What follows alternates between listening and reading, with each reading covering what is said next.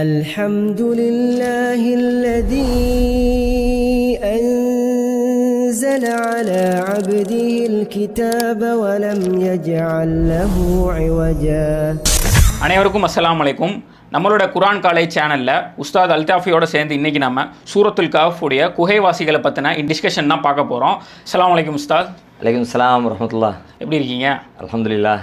அல்ஹம்துலில்லாஹ். இப்போ நம்ம குரானிய கதைகள் அதில் வந்து நம்ம குகைவாசிகளை பற்றி பார்த்துருந்தோம் ஆக்சுவலாக. ஸோ இன்னும் சூரத்துல் கஹஃப்ல அந்த ஆஸ்பெக்டை மட்டும் தான் புரிஞ்சுக்கணுமா, இல்லை இன்னும் படிப்பினைகள் இருக்கான்றதை பற்றி ஒரு இன்ட்ரோடக்ஷன் கொடுத்தா நல்லாயிருக்கும். இதில் ரெண்டு விஷயம் இருக்குது. ஒன்று நீங்கள் சொன்ன குகைவாசிகள் சம்மந்தப்பட்ட வரலாறு ஒன்று. பொதுவாக சூரா கஹ்ஃப் சம்மந்தமான சூரா கஹ்ஃபுக்குள்ளே இது ஒரு முக்கியமான பார்ட்டு. இந்த வரலாறு குகைவாசிகள் சம்மந்தமான வரலாறு முக்கியமானது. அதை தாண்டி இன்னும் சில வரலாறுகளை அதே சூறாவில் அல்லாஹ் பேசுகிறான். பல முக்கியத்துவம் வாய்ந்த விஷயங்கள் பேசப்படுகிறது. அதில் உள்ள விஷயங்களை எல்லாம் நம்ம தொகுத்து பார்த்தா எப்படி இருக்குதுன்னு கேட்டால், பல்வேறு வகையான சோதனைகளை எவ்வாறு எதிர்கொள்ளணும் மனித வாழ்க்கையில் அப்படிங்கிறத அல்லாஹ் கற்றுத்தரக்கூடிய ரொம்ப முக்கியமான ஒரு பாடங்களை வரலாற்று பின்னணியோடு அல்லாஹ் நமக்கு கற்றுத்தர்ற மாதிரி இருக்குது. உதாரணமாக சொல்கிறதா இருந்தால், பணவளம். பணம் என்பது மனிதர்களுக்கான ஒரு பெரும் சோதனை. இந்த பணத்தை எப்படி எதிர்கொள்கிறது வைக்கிறது என்பது சம்பந்தமாக பொருளாதார ரீதியான விஷயங்களை கற்றுத்தருவதற்கு ஒரு வரலாறுல பேசப்படுது. ஒருத்தருக்கு வந்து 2 தோட்டங்கள் எல்லாம் கொடுத்துருந்தான். அவர் எப்படி அவருக்கு ஒரு நண்பர் இருந்தாங்க, 2 பேருக்கு இடையில என்ன உரையாடல் இருந்துச்சுன்னு இப்போ பொருளாதார சோதனைகளை பற்றிய ஒரு பார்வை சூரா கஹ்ஃப்ல பேசப்படுகிறது. அது மாதிரி அதிகாரம் என்பது ஒரு பெரும் சோதனை. துல்கர்னைன். Very good. துல்கர்னைன் பற்றியான அந்த விவரம் அதில் பேசப்படுகிறது. அதிகாரம் கொடுக்கப்படுறவங்க எப்படி இருப்பாங்க, எப்படி இருக்கணும், அவங்க மக்களுக்கு என்னவெல்லாம் செய்யணும், அந்த சோதனையை எதிர்கொள்ளக்கூடிய வழிமுறை என்ன என்பதும் அதில் பேசப்படுது. அதே மாதிரி அறிவு ஒரு பெரும் சோதனை. நிறைய மனிதர்கள் அறிவால் வழிகட்டு போனவங்க இருக்கிறாங்க. அறிவு தான் இருக்குது அவங்கள்ட்ட, ஆனால் அந்த அறிவு ஆணவத்தை கொடுத்து அந்த ஆணவத்தின் வழியாக வழிகட்டு போய் அது ஒரு பெரும் வரலாறு இருக்குது. அதையும் அல்ல அங்கே அந்த ஒரு பெரும் வரலாறு மூசா அலைஹிஸ்ஸலாம் ஹித்ர் அலைஹிஸ்ஸலாத்தினுடைய வரலாற்றின் வழியாக அந்த அறிவு சோதனையை அல்ல நமக்கு பாடம் நடத்துகிறான். அதை எப்படி பார்க்கணும், எதிர்கொள்ளணும்னு. இப்போ நம்ம பேசிக்கிட்ட இந்த குகைவாசிகளை பொறுத்த வரைக்கும் அது வந்து ஈமானிய சோதனை. நம்ம ஈமானுக்கு சோதனை ஏற்படுகிற பொழுது பொதுவாக இறை நம்பிக்கைக்கு, இறைவனை வணங்குறதுக்கு, அல்லாஹ்வுக்கு கட்டுப்பட்டு அல்லாஹ் மட்டுமே வணங்குவேன் என்று உறுதியாக நிலைபெற நினைக்கும் பொழுது அதுக்கு இடையூறுகள் வரும்பொழுது அதை எப்படி பாதுகாத்துக் கொள்வது என்பது. அப்போ இந்த சூறா வந்து முழுக்க நம்ம வாழ்க்கையில் பல்வேறு வகையான சோதனைகளை எப்படி எதிர்கொள்ளணும் அப்படிங்கிற பல விஷயங்களை சொல்லித்தர ஒரு அற்புதமான ஒரு சூரத்துல் கஹ்ஃப்.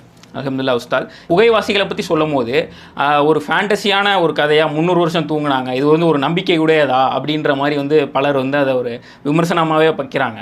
ஸோ இதை வந்து எப்படி வந்து ஒரு நம்பிக்கை உள்ளதாக நம்ம பார்க்குறது அப்படிங்கிறத நம்ம எப்படி புரிஞ்சுக்கலாம்? இந்த மாதிரி சில பேர் கேள்வி கேட்குறாங்க. இஸ்லாத்தை மறுக்க நினைக்கிறவங்க, குரானை ஏற்றுக்காதவங்களிடமிருந்து வரக்கூடிய இந்த கேள்வி. அப்படி பார்த்தா உலகத்தில் இப்போ நம்ம உட்காந்துருக்க பூமி சுற்றிக்கிட்டு இருக்குங்கிறாங்க. 1000 கிலோமீட்டர் வேகத்தில் நம்புற மாதிரியே இருக்குது. ஆனாலும் போனாங்க, விஞ்ஞானிகள் சொன்னாங்க. விஞ்ஞானி சொன்னார்னா விஞ்ஞானி பார்த்துருக்காரு, அவர் சொல்கிறாரு. எனக்கு என்னது, அவர் சொன்னார், அந்த புக்கில் வந்துச்சு, பள்ளிக்கூடத்தில் சொன்னாங்க, அதை நான் நம்புகிறேன் தானே. சில காரியங்கள் வச்சு நம்புகிறோம். இதையே நம்புகிறேன் நான் அல்லாஹ் சொல்லியிருக்கான்னு நான் நம்புகிறேன். பிறகு இதில் எனக்கு என்ன டவுட்டு? படைச்ச இறைவன் சொல்லியிருக்கிறான் என்று யாரோ ஒரு விஞ்ஞானி சொன்னார், அறிவியலாளர் சொன்னாருங்கிறதையெல்லாம் உலகம் நம்பிக்கிட்டு இருக்கும் பொழுது உலகத்தையெல்லாம் படைச்ச இறைவன் ஒரு செய்தியை சொல்கிறான். அதில் எனக்கு நம்புறதுக்கு மூமின்களுக்கு எந்த சங்கடமுமே இல்லை. ஒன்று. ரெண்டாவது, நீங்கள் பார்த்தீங்கன்னா இறைவன் அப்படின்னு ஒருத்தனை நம்ம நம்புகிறோம் அப்படின்னாலே எல்லா வல்லமையும் உள்ளவன் தான் அவன், எல்லா ஆற்றலும் அவனுக்கு இருக்குது. அவனைத்தான் நம்ம இறைவன் நம்பணும். சில பேர் நம்புகிற மாதிரி இறைவனை வந்து மனிதர்களை போல, மனிதனுக்கு என்ன ஆற்றல் இருக்குதோ அது மாதிரி தான், மனிதனை மாதிரி தேவைகள் இருக்குது, மனிதனை மாதிரி மனைவி மக்கள் இருக்குது, மனிதர்கள் மாதிரி பெற்றோர் பிள்ளைகள் இருக்குது அப்படின்னு நம்புகிறவங்க வேணுமானால் அதை டவுட் படலாம். எப்படிப்பா நடந்திருக்கு? ஏன்னா மனுஷனுக்கு என்ன முடியுமோ அதுதான் அந்த கடவுளுக்கு முடியும் நம்புறவங்களுக்கு அந்த கேள்வி வரலாம். நாம இறைவனை எப்படி நம்புறோம்? இஸ்லாம் எப்படி சொல்லுது? இன்னல்லாஹ அலா குல்லி ஷைஇன் கதீர். அவன் எல்லாத்துக்கும் ஆற்றல் படைச்சவன் சொல்லுது. அப்படியான ஒரு தன்னை நம்பினதுக்கு பிறகு அவன் உண்மையை தான் சொல்லுவான், அவன் பொய் சொல்ல மாட்டான். நம்பினதுக்கு பிறகு அவன் சொல்கிறான்னு சொல்லும் பொழுது நான் நம்புறதுல ஒரு சங்கடமும் இல்லை. அதே நேரத்தில் இப்படி வெறுமனே இறை நம்பிக்கைங்கிறது மட்டும் இல்லாமல் அறிவுபூர்வமாக நாம் நம்புவதற்கு தேவையான விஷயங்களே அல்லாஹ் சேர்த்து தான் சொல்லியிருக்கான். அந்த வரலாற்று நீங்கள் பார்த்தீங்கன்னா தெரியும். அதில் சொல்லப்பட்ட ஒவ்வொரு செய்திகளையும் அவங்களுடைய கண் பார்வை சம்மந்தமாக, அவங்களுடைய சப்தம் அவங்களுக்கு டிஸ்டர்ப் பண்ணாமல் பாதுகாப்பு திரை ஏற்படுத்தப்பட்டது சம்மந்தமாக, சூரிய வெப்பம் அவங்கள தாக்காம ஒரு செக்யூரிட்டி கொடுக்கப்பட்டது சம்மந்தமாக, தூங்கும் போது பிறண்டு அப்படியே புரட்டி புரட்டி புரட்டி அதெல்லாம் வந்து சும்மா கற்பனைகளை எல்லாம் பண்ணிட முடியாது. இத்தனை வருஷங்களுக்கு முன்னாடி சொல்லப்படுகிறது. இப்போ இன்றைய நவீன அறிவியல் விஷயங்கள்ல என்னென்ன கேள்விகள்லாம் வருமோ அந்த கேள்விக்கெல்லாம் பதில் சொல்கிற மாதிரிலாம் இருக்குது. அதையெல்லாம் வச்சு பார்க்கும்போது அறிவார்ந்த கோணத்திலையும் அது நம்ப தகுந்ததாக இருக்குது. நம்பிக்கை, இறை நம்பிக்கை அடிப்படையில் பார்த்தா நம்பிக்கைக்குரியதாகத்தான் அது இருக்குது. அதில் ஒன்றும் சந்தேகப்பட வேண்டிய அவசியம் இல்லை. உஸ்தாத், அப்புறமா அந்த சூரானை படிக்கும் போது அல்லாஹ் வந்து அந்த 300 வருடங்கள் அவங்க தூங்குனது இதெல்லாம் ஒரு ஆச்சரியமாக நீங்கள் நினைக்கிறீங்களா அப்படின்னு சொல்கிறான். இதை தாண்டி அல்லாஹ் ஆச்சரியங்களை வெளிப்படுத்துகிறான், அவனோட வல்லமையை வெளிப்படுத்துகிறான்றது தெரிய வருது. ஸோ இதை பற்றி எப்படி எலாபரேட்டடாக நம்ம புரிஞ்சுக்கலாம்? ஆமாம், அந்த வசனத்தினுடைய துவக்கத்தில் எப்படி தான் ஆரம்பிக்குது. அந்த அத்தியாயத்தில் இந்த வரலாறு ஆரம்பிக்கிற இடமே எப்படி ஆரம்பிக்குன்னா, அம் ஹசிபுத்த அண்ணா சஹாபல் கஹுப் வர் ரகீமி கானூமின் ஆயாத்தினா அஜபா. இந்த குகைவாசிகள் வந்து நம்முடைய அத்தாட்சிகளில் ரொம்ப ஆச்சரியமானவங்க நீங்கள் நினைக்கிறீங்களா? அப்போ அந்த கேள்வியினுடைய துணியை எப்படி இருக்குன்னு கேட்டால் இது என்ன பெரிய ஆச்சரியம் அப்படிங்கிற மாதிரி தான் இருக்குது. ஆனால் நீங்கள் கேட்குற மாதிரி உண்மையிலே அது ஆச்சரியமானதான். ஆமாம், நம்ம 300 வருஷம் கழிச்சு ஒரு நூற்றுக்கணக்கான ஆண்டுகளுக்கு பிறகு திடீர்னு முன்னாடி போனவங்க வெளியில் வர்றாங்க. ஒரு பழைய தலைமுறையை பார்த்தா எப்படி இருக்கும்? ஆச்சரியமாக தானே இருக்கும். தூங்கி எஞ்சி வந்திருக்கோன்னு சொல்லி சொன்னால் உண்மையிலே நம்ம ஒரு பருந்து பார்வையில் பார்த்தால் இது இது இது ஆச்சரியமான பல செய்திகள் அதற்குள்ளே அடங்கி இருக்குன்னு நமக்கு புரியுது. ஆனால் அல்லாஹ் இந்த கேள்வியின் வழியாக வேற ஏதோ ஒரு செய்தி சொல்ல வர்றான்னு புரியுது. அப்போ நம்ம யோசித்து பார்த்தோம்னா நமக்கு என்ன விளங்குதுன்னு கேட்டால் 2 விஷயங்கள் இதிலேருந்து புரியலாம். ஒன்று, ஆச்சரியம்னா இது பெரிய ஆச்சரியம் நினைக்கிற, நான் நிகழ்த்திக்கிட்டு இருக்கிற இதை விட பிரம்மாண்டமான ஆச்சரியங்கள் ஒன்று சுற்றி எல்லாம் இருக்குது, அதை முதல்ல கண்ணை திறந்து பாரு அப்படின்னு சொல்லிட்டு இறைவனுடைய எல்லா ஆச்சரியங்களின் பாலும் உன்னுடைய பார்வை எல்லாம் திருப்ப நினைக்கிறாங்கிறது ஒன்று தெரியுது. என்ன, இப்போ நம்ம உட்காந்துருக்குறோம், நம்ம நிற்கிறோம், நம்ம குனிகிறோம், நம்ம நடக்கிறோம், அதுவெல்லாம் பெரிய ஆச்சரியம். அறிவியல் படி, சயின்ஸ் படி ஒரு மனுஷன் நின்றுகிட்டே இருக்கிறோம்ல, 5 அடி 6 அடி உயரமுள்ள ஒரு மனுஷன் டக்குன்னு முன்னாடி குனிஞ்சு முன்னாடி இருந்து ஒரு பொருளை எடுக்கிறதுங்கிறது அறிவியல் படி பெரிய ஆச்சரியம். வேற எந்த மனிதர்கள் கண்டுபிடி ரோபோட் அதெல்லாம் சொல்கிறாங்கல்ல, இந்த ஸ்ட்ரக்சரில் இப்படி ஒன்று செய்யவே முடியாது. கீழே பாட்டம் ரொம்ப வெயிட்லெஸ்ஸாக இருக்குது, மேலே ஹெட் வந்து ரொம்ப வெயிட்டாக இருக்குது. வெயிட்டான ஒன்று அப்படி சாஞ்சிதுன்னா அந்த பக்கம் சாஞ்சிரும், இப்படி சாஞ்சா இந்த பக்கம் சாஞ்சிரும். அப்படியெல்லாம் சாயாமல் நம்ம குனிகிறோம், எடுக்கிறோம். இதுவெல்லாம் கூட பேர் ஆச்சரியம், பெரும் அதிசயம். நம்ம சூரியனை பார்க்குறோம், சந்திரனை பார்க்குறோம், மரங்கள் முளைக்கிறத பார்க்குறோம், ஒரு சின்ன விதைக்குள்ளே எல்லா டேட்டாஸ் இருக்கிறத பார்க்குறோம். இது மாதிரி எக்கச்சக்கமான ஆச்சரியங்கள் ஒன்று சுற்றி இருக்குப்பாங்கிற ஒரு விஷயத்தையும் அதில் அட்ரஸ் பண்ணுறாங்கிறது புரியுது. ஒன்று கரெக்ட். இப்போ இந்த சயின்டிஃபிக்காக சொல்லும் போது கூட சூரியனோ சந்திரனோ அதனோட இடம் வந்து சில கிலோமீட்டர்கள் தள்ளி வந்துட்டாலோ ஃபுல்லாக கிளைமேட்டிக் சேஞ்சஸ் வந்து நம்ம டெஸ்ட்ராய் ஆகும். அவ்வளோதான், ஒன்றுமே 1 கிலோமீட்டர் இல்லை, சின்ன மாற்றங்கள் இருந்தால் போதும், அவ்வளோதான் முடிஞ்சு. ஈர்ப்பு விசை அப்படியே தலைகீழாக மாறி போய் ஒன்னோட ஒன்று முட்டி மோதி ஒன்றும் இல்லாமல் போயிடும். ரெண்டாவது, அதுக்குள்ளே இன்னொன்று என்ன விளங்குது அப்படின்னு சொல்லி கேட்டால், அந்த ஆச்சரியத்தில் உன் பார்வை இந்த ஆச்சரியம்ன்ற மேட்ரு, இந்த மேட்ரை சொல்ல ஆரம்பிக்கும் போது ஆச்சரியமாக இருக்குது, அற்புதமாக இருக்குது, அதுக்காக வேண்டி நான் எதுவும் சொல்ல வரல. அப்படி நீ அதை போய் பார்க்காத, ஃபோக்கஸ் பண்ண வேண்டிய விஷயம் எது அது இல்லைப்பா. நீ நினைக்கிற மாதிரி அவன் எத்தனை வருஷம் தூங்குனாங்க, எப்படி எந்திரிச்சு வந்தாங்க பார்த்தியா, அப்போ பார்க்குறதுக்கு ஆச்சரியமாக இருந்துச்சு, நீ ஃபோக்கஸ் பண்ண வேண்டிய பாயிண்ட் அது இல்லை. நீ எதை பாயிண்ட் பண்ணணும், எதை கவனிக்கணும் அப்படின்னா அதில் கிடைக்கிற பாடத்தை கவனிக்கணும், அதில் இருக்கக்கூடிய படிப்பினைகளை நீங்கள் கவனிக்கணும், உங்களுடைய கவனம் எதை நோக்கி திரும்பணும் அப்படிங்கிறதுக்காகத்தான் இந்த கேள்வியை முன் வைக்கிறான். ஆச்சரியம் இதில் போய் நிற்காத, இதை தாண்டி வேற உள்ளுக்குள்ள மேட்ரு இருக்குது பாரு, அந்த மேட்ரு தான் உனக்கு தேவையான மேட்ரு. தேவையான மேட்ருக்குள்ளே போப்பா, தேவையில்லாத இந்த மேட்டரில் போட்டு நீ போட்டு உன் நேரத்தையும் காலத்தையும் செலவழிக்காத என்று அல்லாஹ் நமக்கு ஸ்டார்டிங்லேயே ஒரு கைட்லைன் போட்டு, ஒரு வழிகாட்டுதலை போட்டு டைவர்ட் ஆகாமல் நம்மளை கூட்டிகிட்டு போகிறதுக்காக வேண்டி இந்த வார்த்தையை பயன்படுத்துகிறான் என்று நாம் சிந்திக்கும் போது விளங்குது.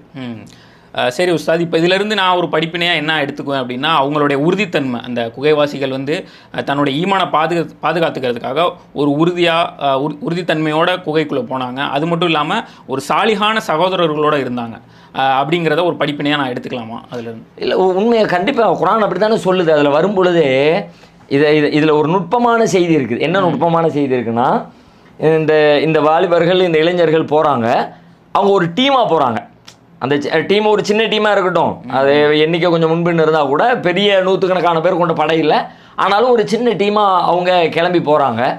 கிளம்பி போகிறவங்க இந்த ஈமானை பாதுகாத்துக்கிறத தான் போகிறாங்க. ஊருக்குள்ளே பிரச்சனை, அவங்க பேசுகிற அந்த விஷயங்கள்ல இருந்தே விளங்குது. ரப்புனா ரப்பு சமாவாத்தி வல்லார், எங்கள் இறைவன் வானங்களின் இறைவனும் பூமியின் இறைவனுமாக இருக்கிறான், அவனை தவிர வேறு யாரையும் நாங்கள் அழைக்க மாட்டோம். அப்படி அழைச்சோம்னா ஒரு பெரிய தப்பான விஷயத்தை நாங்கள் சொன்னவங்களாக ஆயிடுவோம், வச்சுருவோம். இப்படி எல்லாம் பேசக்கூடிய ஆட்கள் தெளிவான ஆதாரத்தை கொண்டு வந்து தரக்கூடாதா? அப்படியெல்லாம் அவங்க பேசுகிற விஷயங்கள்ல இருந்து அவங்க ரொம்ப வலுவாக ஏகத்துவத்தை எடுத்து சொல்லியிருக்கிறாங்க. இறைவன் ஒருவன்கிற அந்த பேசியிருக்கிறாங்க. அவங்களுக்கு ஊருக்குள்ளே பிரச்சனை வந்துருச்சு. அப்போ அதை அவங்க கடைபிடிக்க முடியாத அளவுக்கு உங்களுக்கு பெரிய நெருக்கடியும் வந்துருச்சு. அப்போ நெருக்கடி நிலை வந்தது உடனே இதுக்கு பிறகு இங்கே நம்ம ஈமானை பாதுகாத்துக் கொள்வதற்கு வாய்ப்பு இல்லை, இங்கே இருந்தோம்னா வேற மார்க்கத்தை ஃபாலோ பண்ணுன்னு சொல்லுவாங்க, நாம அல்லாஹ்வுடைய பாதையில் எங்கே அந்த ஈமானை காத்துக்கொள்ள முடியுமோ அங்கே போயிடுவோம் அப்படின்னு அவங்க கிளம்புறாங்க. அப்போ அவங்க புறப்பட்டு போகிறாங்க. இப்போ நமக்கு இதில் கிடைக்கிற பாடம் என்னன்னு கேட்டால், நாம இப்படியான ஒரு சூழலை சந்தித்தால் சந்திப்போம் தான், சந்திக்க மாற்றம்லாம் கிடையாது. ஒவ்வொரு மனுஷனுக்கும் ஒவ்வொரு காலகட்டத்தில் ஏதாவது ஒரு நேரத்தில் இந்த மாதிரி ஒரு நெருக்கடிகள் வரும். அப்படி நெருக்கடி வரும்பொழுது புறப்பட்டுரு. இங்கே இருந்தால் ஈமானை பாதுகாக்கவே முடியாது அப்படிங்கிற ஒரு நெருக்கடி சூழல் வந்தால் எங்கே இருந்தால் நீங்கள் ஈமானை பாதுகாத்து கொள்ள முடியுமோ அந்த மாதிரி இடத்துக்கு போங்க, ஒன்றும் பயப்படாமல் போங்கங்கிறான். இந்த வரலாற்று நிலையை என்ன சொல்கிறான், நீ ஐயோ நம்ம வாழ்ந்த ஊரில் எல்லாத்தையும் விட்டுட்டு போகிறோமே, சொந்த பந்தங்களை விட்டுட்டு அப்படி தான் போனாங்க. அவங்க எல்லாத்தையும் விட்டுட்டு தான் போனாங்க. எல்லாத்தையும் விட்டுட்டு போனால் இழப்பா? பெரிய இழப்பு தான். கொஞ்சம் சமரசம் பண்ணிக்கிட்டாங்கன்னா இழப்பே இல்லை. நல்லா யோசிச்சு பார்த்தா சரி வெளியில் போகும்போது அப்படி இருந்துக்குவோம், வீட்டுக்குள்ளே வரும்போது அல்லாஹ் தொழுதுக்குவோம் அப்படிங்கிற மாதிரி ஏதாவது ஒரு சின்ன சமரசம் பண்ணியிருந்தாங்கன்னு வச்சுக்கோங்க, அவங்க ஊர்லேயே இருந்திருப்பாங்க, தொழில் துறை எல்லாம் அங்கே தான் இருந்திருக்கும், அப்பா அம்மா அங்கே தான் இருந்திருப்பாங்க, நண்பர்களோடு இருந்திருப்பாங்க, ஒன்றும் பெரிய சிக்கலாக இருந்திருக்காது. ஆனால் ஈமானை பாதுகாக்க முடியாத ஒரு இடத்துல நீ உட்காந்துக்கிட்டு இருக்காது, கிளம்பு அப்படின்னு உடனே அல்லாஹ்வுக்காண்டி எல்லாத்தையும் தூக்கி போட்டுட்டு அவங்க கிளம்பிட்டாங்க. நீனும் அது மாதிரியான ஒரு மன உறுதியை வளர்த்துக்க, போனேன்னு வச்சுக்க. இப்படி முடிவெடுத்து நீங்கள் போனீங்கன்னா போகும்போது உங்களுக்கு பயம் வரும்ல, போகிறோமே நம்ம ஃப்யூச்சர் என்ன, எதிர்காலம் என்ன, வருமானம் எங்கே, கடல் இங்கெல்லாம் இருக்குது, முதல் இங்கெல்லாம் இருக்குது, எல்லா வாய்ப்புகள் இங்கெல்லாம் இருக்குது, இதை விட்டுட்டு எப்படி அப்படின்னு யோசிக்கிறீங்கள, நான் பார்த்துக்கோ நீ போகணும் அல்ல நமக்கு தைரியம் சொல்கிறான். நான் இருக்கேன்டா போ சொல்கிறது, எனக்காக வேண்டி நீ போகிற, படைச்சவனுக்காக வேண்டி போகும்போது படைச்சவன் சும்மா விட்டுருவானா? அந்த ஒரு தைரியத்தை அல்லாஹ் நமக்கு இந்த வரலாற்றின் வழியாக சொல்லி தர்றான்னு நமக்கு புரியுது. இப்போ உஸ்தாத் இந்த ஹிஜ்ரத்தை பற்றி இப்போ சொன்னீங்க. ஹிஜ்ரத்தை வந்து இப்போ நபி ஸல்லல்லாஹு அலைஹி வஸல்லம் கூட அப்ளை பண்ணியிருக்காங்க.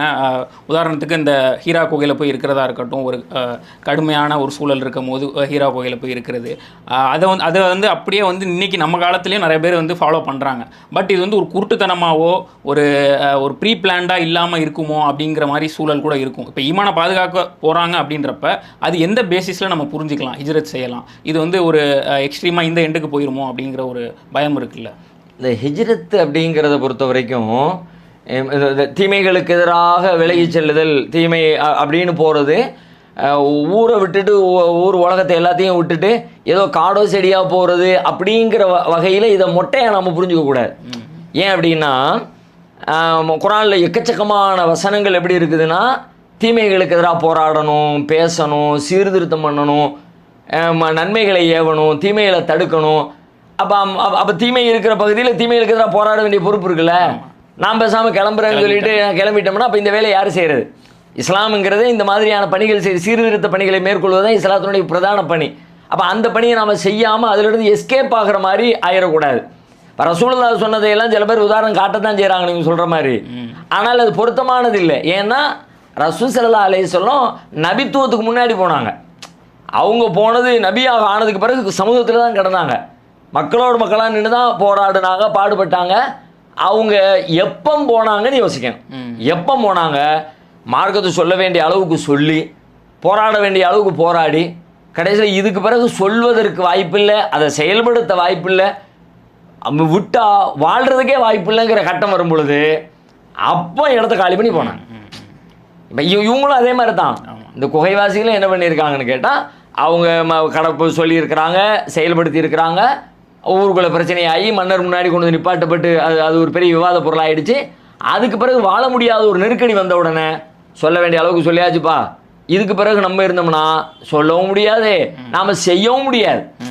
அல்லாஹ்வை வணங்குங்கிறத பேசவும் விட மாட்டான். சரி நான் ஒருத்தருக்கும் பேசலைப்பா, என் அளவில் நான் வணங்கிக்கிட்டு இருக்கேன்னா நம்ம வணங்க விட மாட்டான். எல்லாத்தையும் பெரிய நெருக்கடி கொண்டு வந்து ஆளை காலி பண்ணுற வேலையை கூட பண்ணிடுவாங்க.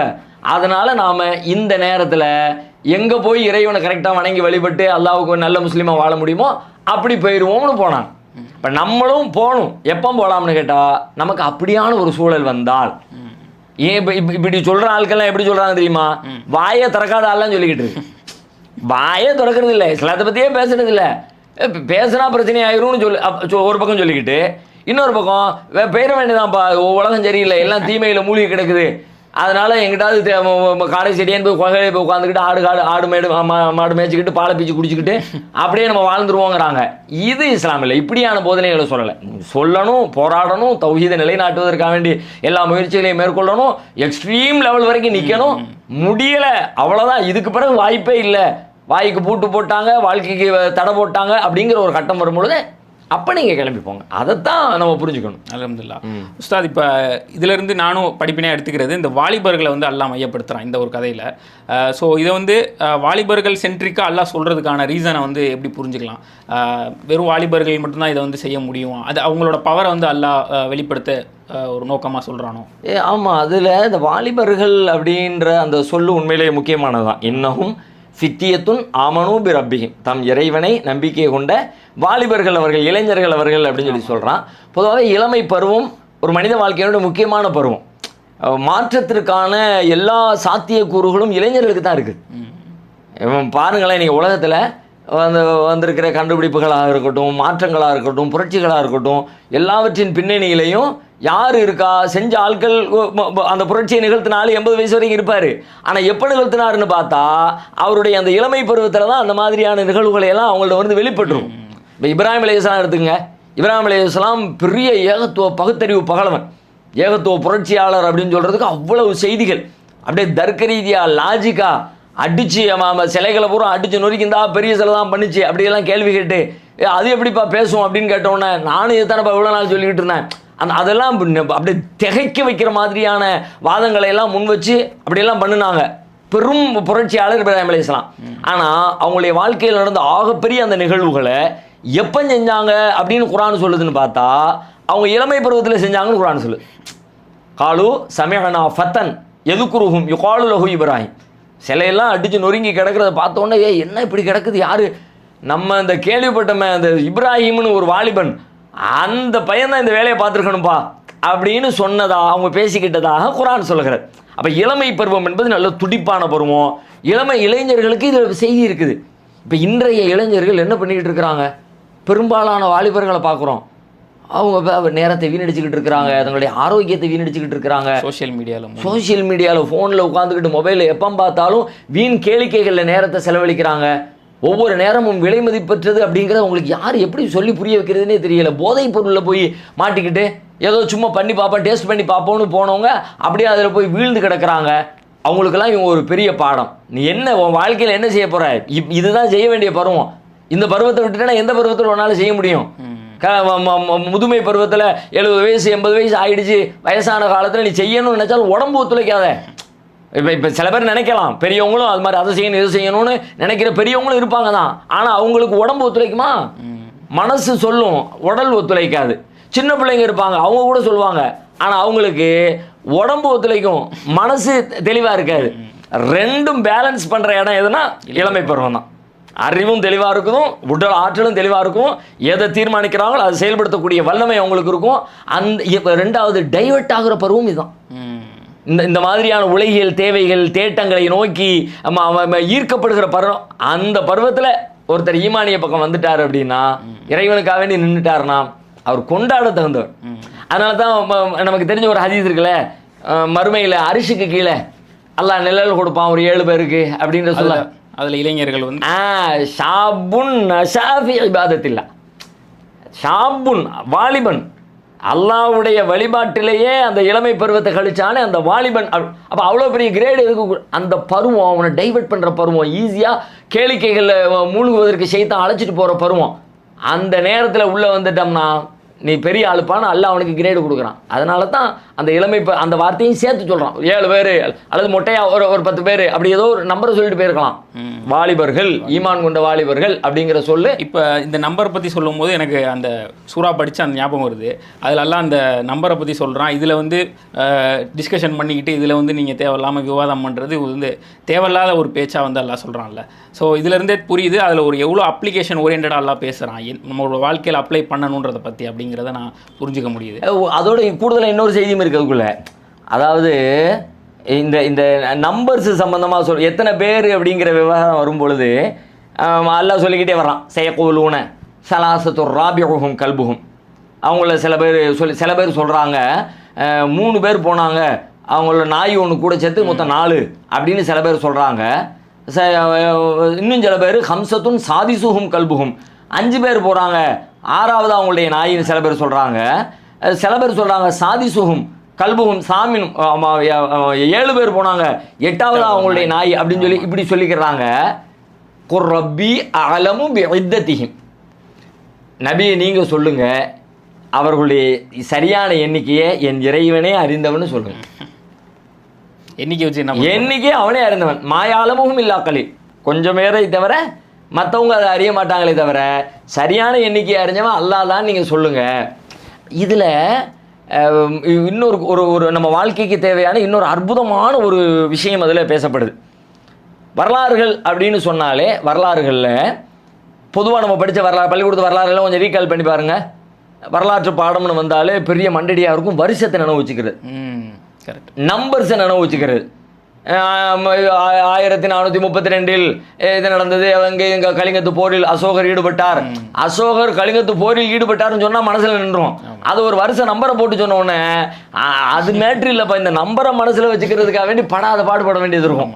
7 3 இத்தனை போர்களில் பங்கெடுத்தார், இத்தனை போரில் வெற்றி அடைந்தார் அப்படின்னு இந்த நம்பருக்குள்ளே போய்கிட்டு இருப்பாங்க. ஆனால் இப்போ இங்கே அல்லாஹ் என்ன சொல்ல வர்றான்னு கேட்டால், வரலாற்றில் இப்போ நான் சொல்லிக்கிட்டு இருக்கிற வரலாற்றில் நம்பர்லாம் மேட்ரு இல்லைப்பா. மேட்ரு என்னன்னா தௌஹீது மேட்ரு, ஏகத்துவம் மேட்ரு, இறைவனுக்காக நீங்கள் உறுதியாக நிற்கிறது மேட்ரு, மறுமையை நம்புறது மேட்ரு. அந்த மேட்ரை விட்டுட்டு தேவையில்லாமல் என்ன டைவர்ட் ஆகிக்கிட்டு இருக்கேன். எதை பார்க்கணுமோ அதை பாருங்கள், சம்மந்தம் இல்லாத விஷயத்தை எல்லாம் பார்த்து உங்களே இந்த மாதிரி நீங்கள் டைவர்ட் ஆகும்போது வரலாற்றில் இந்த நம்பர் மேட்ரு இல்லைப்பா. நீ அதில் போய் சர்ச்சை பண்ணவோ அதில் போய் கவனம் செலுத்தவோ ஆரம்பித்தா கவனம் செலுத்த வேண்டிய தௌஹீதில் செலுத்தாமல் போயிடுவேன். வண்டி இதில் ஓடிக்கிட்டு இருக்குன்னு வைங்க, கடைசியில் அதில் என்ன ஆகும், கோட்டை விட்ருவோம். எதையுமே எப்போதுமே செய்ய தேவையில்லாத ஒன்று செஞ்சோம்னா செய்ய வேண்டிய ஒன்றை செய்யாமல் போயிடும், எனர்ஜி ஸ்பெண்ட் ஆகிட்டு. ஆமாம், செல்ஃபோனில் உட்காந்து நம்ம நேரத்தை வீணாக்கிக்கிட்டு இருந்தோம் அப்படின்னா படிக்க வேண்டிய நேரம் வீணாக போச்சுன்னு அர்த்தம். படிக்க வேண்டிய நேரத்தில் படிக்க முடியாது. அதனால எதில் கவனம் செலுத்தணும், டைவர்ட் ஆகாதே. இதில் இந்த நம்பர்ஸ் வழியாக அல்லாஹ் சொல்ல வர்றது வந்து ஃபோக்கஸ் பண்ணு, எதையுமே கூர்ந்து கவனி, ஒருமுகப்படுத்து, எதை கவனிக்கணுமோ அதில் உன்னுடைய நேரத்தையும் காலத்தையும் கவனத்தையும் செலவழிக்கணும் அப்படிங்கிறத இதில் அல்லாஹ் சொல்கிறான்னு புரிஞ்சுக்கலாம். உஸ்தாத், இதுலேருந்து எனக்கு ரொம்ப க்யூரியஸாக இருக்குது. என்னென்னா அல்லாவே குர்ஆனில் அந்த வசனத்தில் சொல்லும் போது சில பேருக்கு அந்த எண்ணிக்கை தெரியும் அப்படிங்கிறதா சொல்கிறானே. ஸோ இதை எப்படி புரிஞ்சுக்கலாம்? ஆமாம், மாயாலமுகும் இல்லா கலீல், கொஞ்சம் பேரை தவிர மற்றவங்களுக்கு இது தெரியாது அப்படின்னு அல்லாஹ் சொல்கிறான்.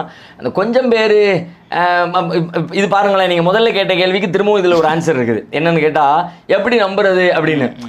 எந்த ஒரு வகையிலையும் நீங்கள் அதை நம்பகத்தன்மை அற்றதுன்னு சொல்லக்கூடிய எல்லா வாசலையும் அடைச்சி வச்சுருக்கான் அல்லாஹ். அதில் ஒன்று தான் இது.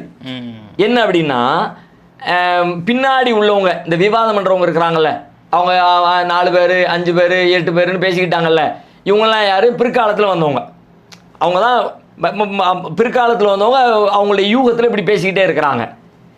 அந்த காலத்தில் வாழ்ந்தவங்க இருக்காங்கல்ல, இப்போ அவங்க கடைக்கு போனாங்க, கடைக்கு போனதுக்கு பிறகு விஷயம்லாம் தெரிஞ்சுட்டு கடையில் ஜாமான் வாங்கிட்டு இவங்க வந்து படுத்துட்டாங்க, மௌத்தாயிட்டாங்க, அங்கேயே குகையில் மௌத்தாயிட்டாங்க.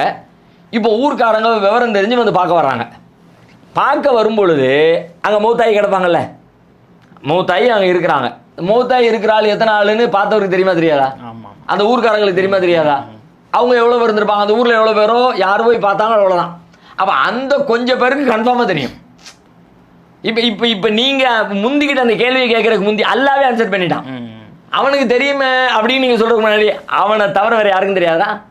யார் வந்து பார்த்தாங்களோ அன்னைக்கு அந்த சமகாலத்தில் அவங்க மூத்தா போய் கிடக்கும்போது வந்து எப்போ பார்த்தாங்களோ அவங்களுக்கு மட்டும்தான் தெரியும். அந்த கொஞ்சம் பேர் அவங்கள தான், வேறு யாரோலாம் கிடையாது. சில பேர் அந்த அலிம்சாக்களாக இருக்கும், நல்ல பெரிய படித்தவங்களாக இருக்கும். ஆமாம், குரானை கரைச்சி குடித்தவங்களுக்கு தெரியும்.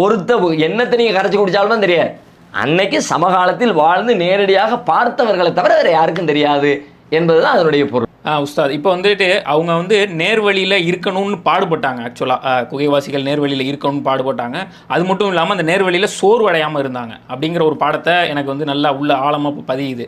ஏன்னா இன்றைக்கி வந்துட்டு நம்ம பாட்டுக்கு ஏதோ ஒன்று பண்ணிவிட்டு இப்போ வந்து நானும் வந்து குகைவாசிகள் மாதிரி பண்ணுறேன் அப்படின்ற ஒரு கான்செப்டில் இல்லாமல் என்ன சொல்கிறது, ஒரு அப்ளிகேஷனே இல்லாமல் நம்ம பாட்டுக்கு பண்ணுவோமோ அப்படின்ற இது இல்லாமல் ஸோ நேர்வழியில் இருக்கணும், அதுலேயும் சோர்வடையாமல் இருக்கணுங்கிறத நான் இதிலேருந்து புரிஞ்சுக்கிறேன். ஆமாம், அது உண்மையான விஷயந்தான். அவங்க வந்து நேர்வழியில் இருந்தாங்க.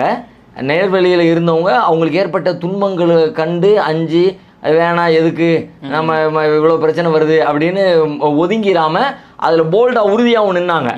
அதில் கூடுதலாக குர்ஆனுடைய வார்த்தை ஒன்று நீங்கள் நல்லா கவனிங்க.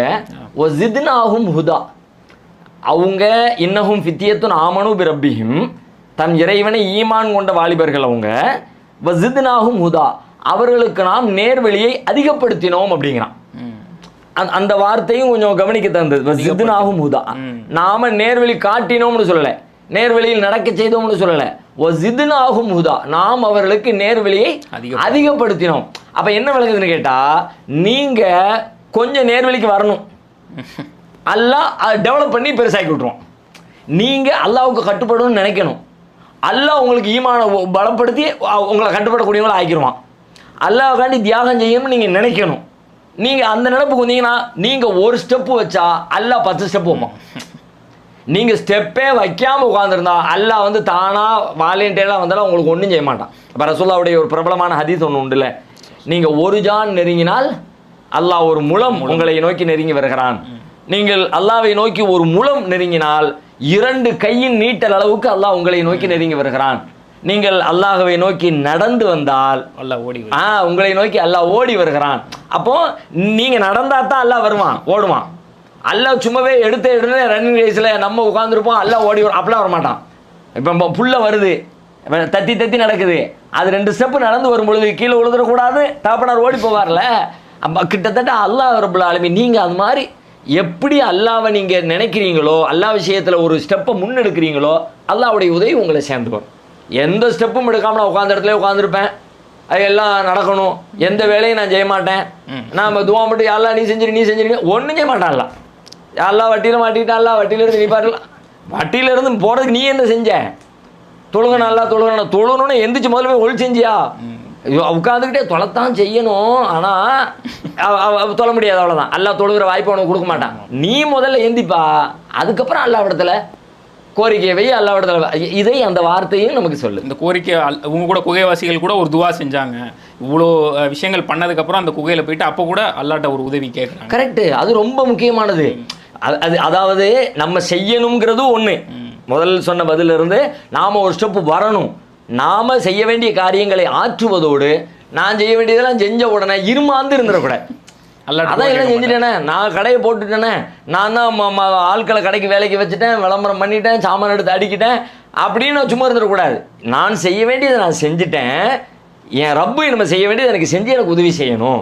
அல்லாஹ்வுடைய உதவி இல்லாமல் அதான் வந்த உடனே அதான் கேட்டாங்களாம், இது அவல் ஃபித்தியத்து இலல் கஹ்ஃபி, கஹ்ஃபுக்குள்ள குகைக்குள்ள அவங்க ஒதுங்கின உடனே, தஞ்சம் புகுந்த உடனே, ஃபகாலு வந்த உடனே கையேந்திட்டாங்க, ரப்பனா ஆத்தினா மில்லதுங்க ரஹ்மத்தன் வ ஹய்யி லனா மின் அம்ரினா ரஷதா, அல்லாஹ் உன் புறத்துல இருந்து எங்களுக்கு உன்னுடைய அருளை நீ கொடு, எங்களுடைய காரியங்களை லேசாக்கி சீராக்கித்தா அப்படின்னு அல்லாஹ்விடத்துல துஆவை போட்டா. அப்போ நம்ம வாழ்க்கையில் நம்மளும் செய்ய வேண்டியதை செய்யணும், செஞ்சுட்டு அல்லாஹ்விடத்துல தவக்கல், அல்லாஹ்வை நாடி, அல்லாஹ்வை சார்ந்து, அல்லாஹ்வால தான் இது முடியுமே தவிர நான் செய்துவிட்ட காரணத்தினால் எல்லாம் முடிந்து விடும் அப்படின்ற ஒரு இருமாந்து போகிற ஒரு மனநிலைக்கு வரக்கூடாதுங்கிற பாடமும் அதுக்குள்ளே இருக்குது.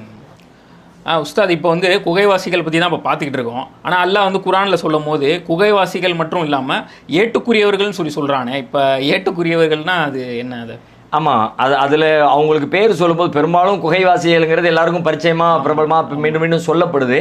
ஆனால் எங்கே குகைவாசிகள்னு சொல்கிறானோ அதோட சேர்த்தே இதையும் சொல்கிறான், அண்ணா சஹாபல் கஹ்ஃபி வர் ரகீமி, 2 சொல்லும் வருது, குகைவாசிகள் மேலும் ஏட்டுக்குரியோர். அவர்கள் வந்து நம்முடைய அத்தாட்சிகளை ரொம்ப ஆச்சரியமானவங்க நீங்கள் நினைக்கிறீங்களான்னு இந்த வரலாறு துவங்கும் போதே 2 பேரையும் சொல்லி தான் சொல்கிறான். ஆனால் இந்த ஏட்டுக்குரியோர் அல்லாஹ் பயன்படுத்துகிற வார்த்தை எப்போதுமே நாம் பயன்படுத்துகிறத போல் ரொம்ப சாதாரணமாக அல்லது ரொம்ப பேச்சுக்கு சில நேரத்தில் தேவையே இல்லாமல் கூட சில சொற்களை பயன்படுத்துவோம். இறைவனுடைய வார்த்தைகள் அப்படி இருக்காது. எல்லாமே ரொம்ப கருத்தாழம் மிகுந்ததாக, மக்களுக்கு பயன் தரக்கூடியதாக, வெறும் கதை கேட்டுட்டு போகிற மாதிரியோ பேரை தெரிஞ்சுக்கிட்டு போகிற மாதிரி அப்படியெல்லாம் எல்லாம் நமக்கு சொல்ல மாட்டான். அந்த கோணத்தில் இது என்னவா இருக்கும் அப்படின்னு யோசிச்சா பலரும் பல கருத்துக்கள் இதுக்கு சொல்லி வச்சிருக்கிறாங்க. சில பேர் ஊர் பேர் அப்படியெல்லாம் கூட சொல்கிறாங்க.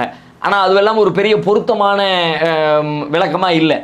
ஏட்டுக்கு உரியவர்கள் அப்படிங்கிற அந்த சொல்லுக்குள்ள இப்போ ஏடு, அவங்கள்ட்ட என்னமோ ஒரு ஏடு இருந்திருக்கு, அந்த ஏடு சம்மந்தமாக ஏதோ ஒரு மெசேஜ் இருக்குது. அந்த மெசேஜை பின்னாடி உள்ளவங்க தேடி கண்டுபிடிக்கட்டும் என்றோ அல்லது தேடி கண்டுபிடிப்பார்கள் என்றோ ஏதோ ஒரு அம்சம் அதுக்குள்ளே ஒளிஞ்சிருக்கிற காரணத்தினால தான் அல்லாஹ் அந்த பேரை அவங்களுக்கு சூட்டி நமக்கு அறிமுகப்படுத்தலாம். அந்த வகையில் அந்த அந்த அந்த பேரின் பின்னாடி போய் நம்ம தேடி போனோம்னா ஒரு ஒரு ஆச்சரியமான வரலாறு அதுக்கு பின்னாடி ஒன்று மறைஞ்சு கிடக்குது. ஒரு 70-75 ஆண்டுகளுக்கு முன்னாடி 1950கள் 40-47 அந்த பீரியடில் ஜோர்டான் மலை பகுதியில் ஒரு ஆடு மேய்க்கிற சின்ன பையன் ஒருத்தன் ஆடுகளை தேடி போனான் மலை குகைக்கு. சாயங்காலம் போல் ஆடுகளை கொஞ்சம் காணும்னு சொல்லிட்டு தேடி போனால் அந்த மலை குகைக்குள்ளே பார்த்தா மண் இதில் தோளாலான எழுதப்பட்ட தோல் சுருள்கள் இருந்துச்சு. தோல் சுருள்களை அவன் என்ன பண்ணிட்டான், அவங்க அப்பா செருப்பு தைக்கிறவர், அப்பா செருப்பு தைக்கிறதுக்கு நல்ல நிறைய தோல் சுருள்லாம் கிடக்குதே, சுருண்டு சுருண்டு கிடக்குன்னு சொல்லிட்டு அது எல்லாத்தையும் எடுத்துகிட்டு போவோம்னு கொஞ்சத்தை எடுத்து கொண்டு போய் அப்பாட்ட கொண்டு போய் கொடுத்தான். அப்பா நல்லா இருக்குப்பா, நம்ம பயன்படுத்தலாமேப்பா, நம்ம வேறு எதுவும் இருக்கா, இன்னும் இருக்குது வாங்கன்னு சொல்லி திரும்ப அப்பாவும் சேர்ந்து போய் இருக்க பூரா அழுட்டு வந்துட்டார். அழுட்டு வந்து பார்த்தா தைக்கலாம், செருப்பு தைச்சிக்குவோம், பயன்படுத்திக்குவோம் நினச்சவருக்கு அதில் என்னமோ நிறைய எழுதியிருக்கு, ஹீப்ரு மொழியில் எழுதியிருக்கு. அவருக்கு அதை வச்சு பயன்படுத்த மனசு இல்லாமல் அங்கே இருக்கிற ஒரு பழைய புத்தக கடைக்காரர்கிட்ட போய் காட்டுறாரு. அவர் காசு கொடுத்து அதை வாங்கிக்கிறார். சரிப்பா இது ஏதோ பயனுள்ளதாக தான் இருக்குது நீ என்கிட்ட குடிஞ்சு அவர் வாங்கிக்கிறார். அவர்கிட்ட இருந்து அதுக்கப்புறம் எங்கே போகுதுன்னு கேட்டால் அந்த ஊரில் இருந்த சர்ச்சு ஒரு கிறிஸ்தவர்களுடைய ஆலயத்துக்கு போயிடுது. ஏன்னா ஹீப்ரு மொழியில் இருக்குது, எழுதப்ப ஹீப்ரு மொழி அவங்களுக்கு தெரியும். சர்ச்சில் இருக்கிறவங்க எல்லாருமே அந்த மொழியை தான் அவங்க படிப்பாங்க, அவங்க வேதம் அதில் தான் இருக்குது. அதனால் அவங்கள்ட்ட கொண்டு போய் கொடுக்கப்பட்டுருச்சு. அவங்க என்ன பண்ணிட்டாங்க, வேறு எதுவும் இருக்கான்னு சொல்லி திரும்ப தேடி போகிறாங்க. திரும்ப தேடி போய் ஒரு 2-3 வருஷமாக தேடி அந்த பகுதி மலைக்குண்டாங்கிட்டு எல்லா பக்கமும் தேடி அந்த குகையை சுற்றி இருந்த வேறு இன்னும் இருக்கிற எல்லா சூழல்கள் இன்னும் நிறைய கிடந்திருக்கு, எல்லாத்தையும் அள்ளி கொண்டு வந்து வச்சு அவங்க இடத்துல சேஃப்டி பண்ணிக்கிட்டாங்க. அவங்க கையில் இருக்கிற இந்த மாதிரி ஒன்று விஷயம் வந்துருச்சு அப்படின்றது ஊருக்குள்ளே எல்லா பக்கமும் தெரிய ஆரம்பிச்சிருச்சு. ஊருக்குள்ளே தெரிஞ்ச உடனே அன்றைக்கி ஜோர்டானுடைய மன்னராக ஹுசைன் இருந்தார். அவர் என்ன பண்ணார் அப்படின்னு கேட்டால், அவர் இதை பொதுவில் கொடுங்க, அதில் இருக்கிற விஷயம் என்னமோ பழைய காலத்து விஷயம், அது முஸ்லீம்கள் கிறிஸ்தவர்கள் எல்லாரும் கொண்ட ஒரு குழு அமைத்து அது என்ன இருக்குன்றதை படித்து மக்களுக்கு வரலாற்று செய்திகளை சொல்லுவோம் அப்படின்னு கோரிக்கை வச்சார். அந்த கோரிக்கைகளை கிறிஸ்தவ திருச்சபைகள் ஏற்றுக்கொள்ளாமல் இல்லை இது ப்ரைவேட்டு இது, அதை நம்ம அரசாங்கத்துக்கு கொடுக்க வேண்டிய தேவையெல்லாம் கிடையாது, நீங்கள் இப்படியெல்லாம் டிமாண்ட் பண்ணக்கூடாதுன்னு சொல்லிட்டு மறுத்துட்டாங்க. அவங்கள்ட்டே இருந்துச்சுன்னா அவங்க அதுக்கு ஒரு குழு போட்டு அதில் என்ன இருக்குன்னு படிக்க ஆரம்பித்தாங்க. அந்த டீமுக்குள்ளே ரகசியமாக வச்சுக்கிட்டாங்க, வெளியே சொல்லவே இல்லை. நீண்ட காலமாக ரகசியமாகவே இருந்துச்சு. யாராவது ஒருத்தர் அந்த டீமில் உள்ள ஒருத்தர் மூத்தா போயிட்டாருன்னா அவருக்கு பதிலாக இன்னொருத்தர் எடுத்துக்குவாங்க. அவங்களுக்கு மட்டும்தான் அது தெரியுமே தவிர ஊருக்குள்ளே யாருக்குமே தெரியாது. ஒரு இடத்துல ரொம்ப காலத்துக்கு பிறகு அது இன்னும் செதஞ்சு போயிடும், வீணாக போயிடும் போல இருக்குது அப்படின்ற ஒரு கட்டம் வரும்பொழுது அதை இந்த நுண்ணிய படச்சுருள் மைக்ரோ ஃபிலிமில் மாற்றிக்குவோன்னு சொல்லிவிட்டு அப்படி கன்வெர்ட் பண்ணுறாங்க.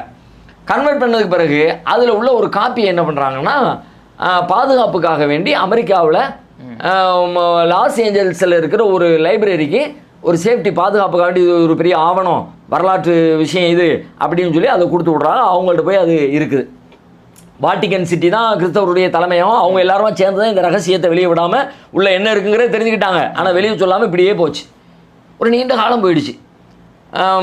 எவ்வளோன்னா கிட்டத்தட்ட 1900களை தாண்டியாச்சு.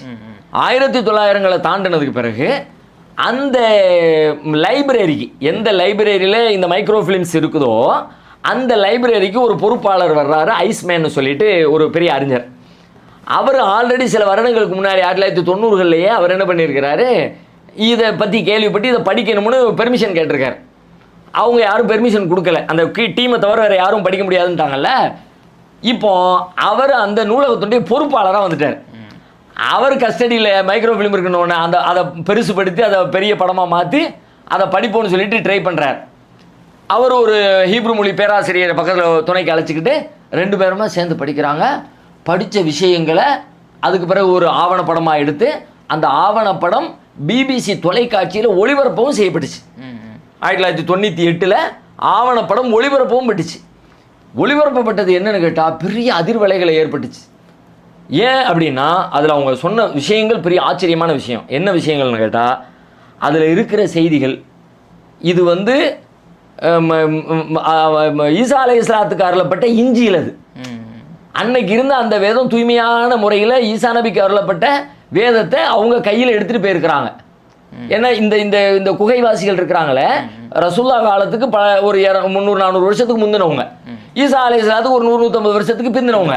அப்போ அந்த நபியினுடைய மார்க்கத்தை தான் ஃபாலோ பண்ணிட்டு இருக்கிறாங்க. அந்த வேதம் அன்னைக்கு அவங்க கையில் தூய்மையாக இருந்துச்சு.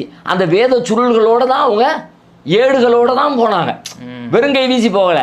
அந்த ஏடுகளை எல்லாம் தூக்கிட்டு போய் அங்கே உட்காந்து படிக்க வைக்க ஒருத்தர் சொல்லிக்கலாம் வச்சுக்கலான்னு அந்த வேதத்தோடு தான் போயிருக்கிறாங்க. இன்னைக்கு கையில் இருக்கிற கிறிஸ்தவர்களுடைய கையில் இருக்கிற வேதம் அந்த வேதம் இல்லாது. இன்னைக்கு இருக்கிற வேதம் என்னன்னு கேட்டால் இது வந்து கிறிஸ்துவுக்கு பல வருஷங்களுக்கு பின்னாடி வந்தவங்க அவரை பற்றி எழுதுனது. ஈசா அலைஹிஸ்ஸலாத்துக்கு அருளப்பட்ட வேதம் அல்ல அது. ஈசாவைக்கு பின்னாடி பல 100 வருடங்களுக்கு பின்னாடி வந்தவங்க அவர் அப்படி சொன்னார் இப்படி சொன்னார் அவரை பற்றி எழுதுனது. பவுல் கொண்டு வந்த கிறிஸ்தவ மார்க்கத்தினுடைய போதனைகள் அதுதான் இருக்குது. இதில் நிஜமா ஈசா அலைஹிஸ்ஸலாம் சொன்ன போதனைகள் அது எல்லாம் இதுக்குள்ளே இருக்குது. அப்போ இது வெளியே போச்சுன்னா பெரிய ஆபத்தில். ஏன்னா டிட்டோ குரானில் என்ன இருக்கோ அப்படி இருக்கு. குரானுக்கு இதுக்கு எந்த முரண்பாடுகளுமே இல்லை. அந்த ஆவண படத்தில் 2 பேரும் சொல்கிறாங்க. யார் சொல்கிறான்? ஐஸ்மேன் சொல்கிறார், அந்த நூலகத்தினுடைய பொறுப்பாளராக இருந்த படித்தார், அவரும் சொல்கிறாரு. அவருக்கு ஹெல்ப் பண்ணி உட்காந்து அந்த ஹீப்ரு மொழியில் அவருக்கு இது பண்ணி கொடுத்தாரு அந்த பேராசிரியரும் சொல்கிறாரு. 2 பேரும் ஒரே செய்தியை சொல்கிறாங்க. இந்த சாசன சுருள்கள் அதுக்கு டைட்டில் என்ன தெரியுமா? சாவுக்கடல் சாசன சுருள்னு டைட்டில் போட்டே வந்துச்சு. தமிழ்லேயே இருக்கு. அந்த தமிழில் இருக்கா என்னன்னு தெரியல. அப்படி இருக்கும். Correct, Dead Sea. Okay, Dead Sea Scrolls அப்படின்ற பேரில் அது சாவுக்கடல் சாசன சுருள் அப்படின்று அது வெளியிடப்பட்டுச்சு. அவர் இந்த 2 பேரும் என்ன சொல்கிறாங்கன்னா இந்த சுருள்கள் இஸ்லாத்தை உண்மைப்படுத்துகிறது, குரானை உண்மைப்படுத்துகிறது அப்படின்னா. அப்போ இப்போ தான் நாம் மேட்ச் பண்ணி பார்க்குறோம். அல்லாஹ் சொன்ன வார்த்தை சும்மா சொல்லலை. ஏட்டுக்குரியோர்னு சொன்னது சும்மா போகிற போக்கில் ஏதோ இல்லை, அது உள்ளுக்குள்ளே என்னமோ இருக்குன்னு தேடி பார்க்கும்போது இப்படி பின்னாடி ஒரு வரலாறு நமக்கு கிடைக்குது. ஈசா அலைஹிஸ்ஸலாத்துக்கு அருளப்பட்ட அந்த ஏடுகள் அந்த வேதங்கள் அன்றைக்கு பாதுகாப்பாக உண்மையாக இருந்திருக்கிறது. அதற்கும் குரானுக்கும் இடையில எந்த வேறுபாடும் மாறுபாடுகளும் இல்லாமல் இருந்திருக்கிறது என்கிற விஷயங்கள் எல்லாம் இதன் பின்னாடி வந்து இன்றைக்கு நம்முடைய சமகாலத்தில் அது நிரூபிக்கப்பட்டிருக்கிறது. அப்போ நீங்கள் முதல்ல கேட்டீங்களே எப்படி நம்புறதுன்னு, இந்த வார்த்தையில யாரும் சொல்ல முடியும்? இறைவனை தவிர இறை வார்த்தைகளை தவிர கற்பனையிலாம் சொல்ல சான்ஸே இல்லை. பல 100 ஆண்டுகளுக்கு. ஏன்னா இதை சொல்லும் போதே அல்லாஹ் என்ன சொல்கிறான், இதை ஸ்டார்ட் பண்ணிட்டு உங்களுக்கு நாம் இவர்களுடைய உண்மை வரலாற்றை சொல்கிறோம்னு ஆரம்பிக்கிறான். வேற யாரும்லாம் உனக்கு உண்மையான வரலாறு சொல்கிறதுக்குலாம் ஆள் இல்லைப்பா, உண்மை வரலாறு நான் உனக்கு சொல்கிறேன் பாரு அப்படின்னு எல்லாம் ஆரம்பிக்கிறான். அதனால் இது ஒரு பெரும் இந்த இந்த இந்த நம்ம குகைவாசிகளை பற்றிய இந்த வரலாறு என்பது வெறுமனே வாசிச்சோ அல்லது ஒரு கேட்டோ அப்படியெல்லாம் போகக்கூடாது. அப்படியே கிடந்து நீங்கள் அதில் உழல சிந்திக்க சிந்திக்க சிந்திக்க அதில் உங்கள் வாழ்க்கைக்கு தேவையான பாடங்கள் விரிந்து கொண்டே போகும். இந்த இடைவெளியில் நாம் பேசிக்கிட்ட விஷயங்கள்ல நமக்கு எவ்வளவு தெரியுது, நாம் இவ்வளவு செய்திகளை அதிலிருந்து தான் எடுத்துருக்கிறோம். இது மாதிரி ஒவ்வொரு காலத்தில் வாழுகிற மக்களும் அதுக்குள்ளே சிந்திக்க ஆரம்பித்தாங்கன்னா அவரவர்களுக்கு தேவைப்படுகிற அவங்களுடைய சூழலில் இந்த ஈமானை பாதுகாத்துக் கொள்வதற்கு தேவையான போராட்டங்கள், அந்த போராட்டங்களை எதிர்கொள்கிற வழிமுறைகள், அதில் கடைபிடிக்க வேண்டிய ஒழுங்குகள். நீங்கள் கூட பாருங்கள், இடையில ஒரு கேள்வி கேட்டீங்க, அந்த அவங்களுடைய ஹிஜ்ரத்தை சம்மந்தமாக கேட்டீங்க. அந்த ஹிஜ்ரத்துக்கு இன்னொரு விஷயம் கூட அதுக்குள்ளே வருது. இன்னஹும் எல்ஹரு அலை எருஜுமூக்கும் அவ் யுஈதுக்கும் ஃபி மில்லத்திஹிம் வலன் துஃப்லிஹு இதன் நபதா. இன்னஹும் எல்ஹரு அலைக்கும், நீங்கள் போய் கடையில் போய் சாமான் வாங்க போகிற அந்த சீனு அவர்கிட்ட சொல்லி விட்றாங்க. எப்போ நீங்கள் போகிற இடத்துல கொஞ்சம் நிதானமாக நடந்துக்க, ஆள் கண்டுபிடிச்சிடாம பார்த்து, அப்படி யாராவது நீ தான்றது தெரிஞ்சு போச்சுன்னு வச்சுக்க, அவ்வளோதான் முடிஞ்சிச்சு, நம்மளை கல்லால் அடிச்சே கொண்டு விடுவாங்க. இல்லை அப்படின்னா நம்மளை மார்க்கத்தை விட்டே மாற்றிடுவாங்க. அப்போது அந்த மாதிரி ஒரு நெருக்கடியான கட்டத்தில் அவர்கள் இருந்திருக்கிறார்கள்ங்கிற பின்னாடி உள்ள வார்த்தை சொல்லுது பாருங்கள். அப்போ இப்படி இதை மேட்ச் பண்ண புதிய புதிய கருத்துக்களும் சிந்தனைகளும் வாழ்வியல் பாடங்களும் நமக்கு திறந்து கொண்டே இருக்கிறது அந்த வரலாற்றில். அல்ஹம்துலில்லாஹ் உஸ்தாத், சூரா கஹஃப் பற்றின பல விஷயங்களை இப்போ உங்கள் மூலயமா நான் நிறையா தெரிஞ்சுக்கிட்டேன். இன்னும் குரானில் உள்ள நிறையா விஷயங்களை இது மாதிரி டிஸ்கஷன் பண்ணி தெரிஞ்சுக்கணும்னு ஆசைப்பட்றேன். இன்ஷா அல்லாஹ் அதை பற்றி பார்க்கலாம். அஸ்ஸலாமு அலைக்கும். அலைக்கும் ஸலாம் வரஹ்மத்துல்லாஹ். இந்த வீடியோ பற்றின கருத்தை கமெண்ட்ஸாக ஷேர் பண்ணுங்கள். மேலும் நிறையா மக்களுக்கு இந்த வீடியோவை ஷேர் பண்ணுங்கள். அது மட்டும் இல்லாமல் நம்மளோட குரான் காலேஜ் தமிழ் யூடியூப் சேனலை சப்ஸ்கிரைப் பண்ணிக்கோங்க. அஸ்ஸலாமு அலைக்கும்.